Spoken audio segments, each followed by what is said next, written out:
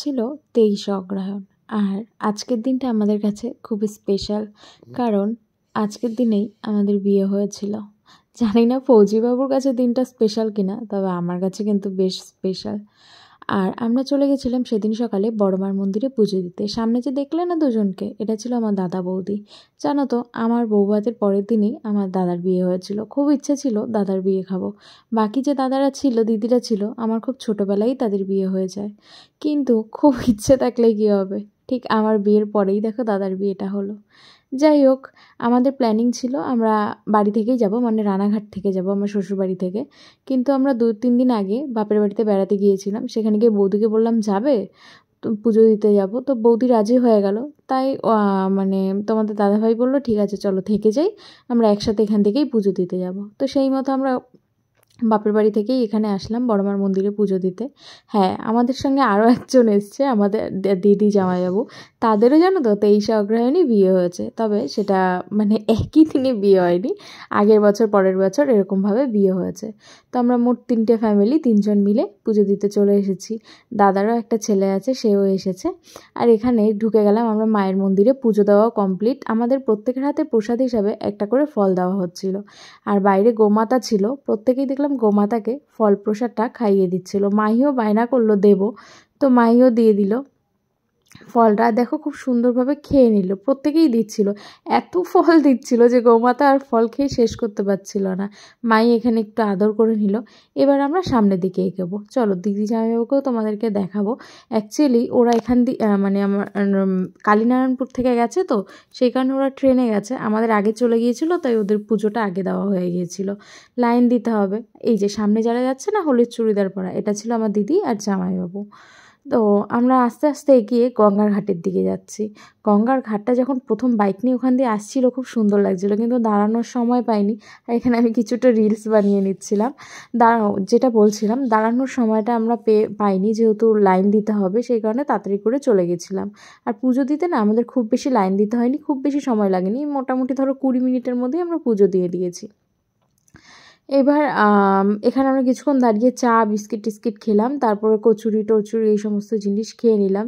আর এখানে ফৌজি বাবু আর মাহি দেখো দুষ্টুমি শুরু করেছে। আর এই যে বাচ্চাটা দেখলে, এটা ছিল দাদার ছেলে। এটা ফার্স্টে আমি, তারপর দিদি, তারপর একটা বৌদি।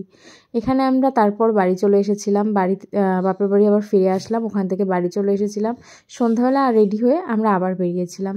আর আমাদের এখানে একটা দোকান আছে যেখানে কিনা পকোড়া, ফিশ ফ্রাই এই সমস্ত জিনিসগুলো না খুব ভালো পাওয়া যায়, সেখানে গিয়েছিলাম। আর এখানে আমরা নিয়েছিলাম চিকেন সুন্দরী। মাহিও একটু খাচ্ছিল, আমিও খাচ্ছিলাম। দেখো মাহি নিজে খাবে না, অথচ আমাকে খাইয়ে দেবে। ও কোনো কিছুই খেতে চায় না। এই জিনিসটা খুব খারাপ লাগে, মেয়েটা কিচ্ছু খেতে চায় না, এবার আমাকে খাইয়ে দিচ্ছে। আমি বলছিলাম ভালো মা তুমি একটু খাও, কিন্তু ও খাবে না। এদিক দিয়ে ওর পাপা গেছিলো আরও কী নেবে সেই কারণে দেখতে। এখানে আমরা দুজন একটু ভিডিও বানিয়ে নিচ্ছি। আমার মিষ্টি মাটা। তোমাদের মাহিকে কেমন লাগে এটা কিন্তু জানিও। আমার কাছে তো আমার মেয়েকে মিষ্টি লাগবেই, তাই না বলো? প্রত্যেক মায়ের কাছেই তার সন্তান খুব মিষ্টি আর খুবই গুরুত্বপূর্ণ। আর এখানকার স্পেশাল ছিল মটন ঘুগনি, আমরা সেটাও নিয়েছি।